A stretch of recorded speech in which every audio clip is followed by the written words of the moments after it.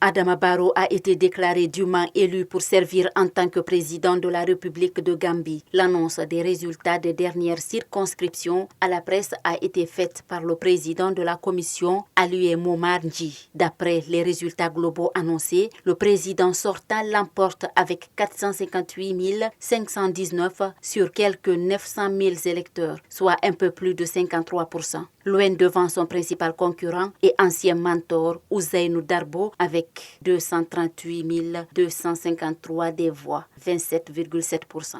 Le président élu a promis qu'il consacrerait toutes les ressources à sa disposition pour faire la Gambie un pays meilleur pour toutes et tous. La place McCarthy Square, près du palais présidentiel, a accueilli une foule de sympathisants venus célébrer la victoire de leur candidat à grand renfort de musique, sifflets, cris de joie et danse. Cette victoire d'Adama Barrow le reconduit à son poste pour un second mandat après son accession surprise au pouvoir en 2016. Pour cette élection, à un tour, les Gambiens ont été nombreux à voter samedi.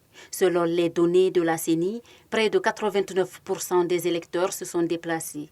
Un scrutin aux allures de test politique pour cette jeune démocratie qui tient son premier scrutin pluraliste depuis la chute de Yahya Jammeh. Cette victoire pour Adama Barrow est une défaite difficile à avaler pour Ousseynou Darbo, opposant historique qui termine à la deuxième place pour la 4e fois dans des élections présidentielles. Avant l'annonce officielle des résultats globaux, Ousseynou Darbo avait fait une déclaration avec 2 autres candidats, Mama Kandé et Essa Mbaye Fall, pour dénoncer la lenteur du processus et pour contester les résultats déjà publiés, tout en appelant les militants au calme. Ils ont dit réfléchir à la suite à donner devant la résidence d'Ousseynou Darbo, opposant historique de l'ère Jammeh et leader du Parti démocratique unifié PDU. L'ambiance y est morose après la publication des derniers résultats et la confirmation de la victoire d'Adama Barrow.